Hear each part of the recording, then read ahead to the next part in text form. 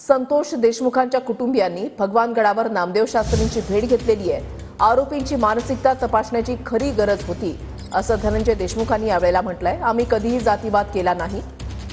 माझ्या वडिलांच्या अंगावर अनेक वार, आमची मानसिकता काय असेल असं वैभवी देशमुखने यावेळेला नामदेव शास्त्री यांच्यासोबत बोलताना म्हटलेलं आहे। आरोपींची पाठराखण करणारे जातीवाद असल्याचं बोलतात असं वैभवी देशमुखने म्हटलंय आणि आम्ही आरोपींचं कधीही समर्थन केलं नाही असं नामदेव शास्त्रींनी यावेळेला म्हटलंय आणि माझ्या बोलण्याचा गैरसमज झाला असेल असं देखील नामदेव शास्त्रींनी म्हटलेलं आहे।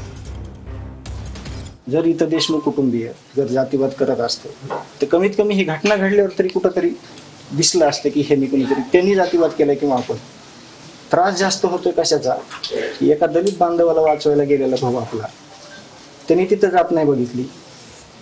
एक आपला 22 वर्षापासून वंजारी समाजाचा जो आमचा माणूस आहे त्याच्यासोबत दुसरी पिढी आमची संपत आहे। एक माझ्या मामाची पिढी होती, ते वारले होते दर मागच्या जुलै महिन्यामध्ये दादा मनोहर दादा। म्हणजे इतकं करत असताना खरी मानसिकता ह्यांची तपासायची आपल्याला गरज होती। यांच्यावर गंभीर स्वरूपाचे गुन्हे, हे ज्या ऑफिसमध्ये बसायचे, हे ज्या गाडीत फिरायचे, ह्यांच्यासोबत ज्यांचे फोटो आहेत त्या लोकांनी ह्यांची मानसिकता जर तपासली असती महाराज तर समाजात असं गोष्टी घडल्या नसत्या। जसं तुम्ही म्हणला एवढे गुन्हे त्यांच्यावर, हे सुद्धा तुम्ही सगळे बोलून आणि एकीकडे आपण आहेत त्याची पावती ही आहे। हीच नाही अनेक असे आहेत। तुम्ही एकदा ग्रामपंचायतीला सुद्धा जर आले तर त्या ग्रामपंचायत इमारतीमध्ये कुठेही जागा नाही पुरस्काराचा तो फ्रेम लावायला। इतकी चांगल्या पद्धतीने आम्ही काम केलेलं आहे।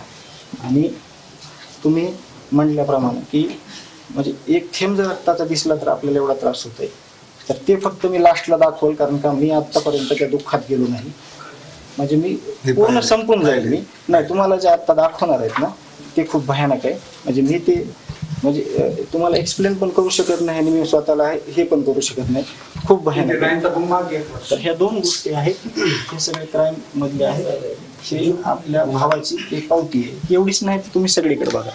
आणि हे दत्तादादा आत्ताचं जे 26 जानेवारीचं ध्वजारोहण आहे, आम्ही 15 वर्षात एकही ध्वजारोहण आपल्या हाताने केलं नाही जरी लोकप्रतिनिधी असलो तरी। जसं तुम्ही म्हणलात एका चापटीचं जर त्यांची मानसिकता तशी झाली आणि त्यांनी माझ्या वडिलांची हत्या केली। आज माझ्या वडिलांच्या अंगावर, आज आम्ही फक्त न्यूजला ऐकतो की त्यांच्या अंगावर इतके वार झालेत, त्यांची अशी एकही अवयव नाहीये की तो शाबूत होता। त्यांचे जर आता मी घरीच ते ऐकलं की त्यांचे फक्त अस्थिमध्ये 3 हाडं निघतायत, तर म्हणजे आमची आज मानसिकता काय असेल। ते ज्यांचे फोटो आहेत ते आम्ही आज सुद्धा बघू म्हणजे ते आम्हाला बघू वाटत नाहीये, त्याचं इतकं दुःख आहे। किती चांगलं काम केलेलं आहे, त्यांच्या ग्रामपंचायतला किती पुरस्कार आहेत, त्यांचं त्यांनी सर्टिफिकेट या ठिकाणी आणलेलं आहे। भगवानगड हा त्यांच्या पाठीमागे आहे, ते मूळचे बाबाचेच आहेत हे मला आज कळालेलं आहे।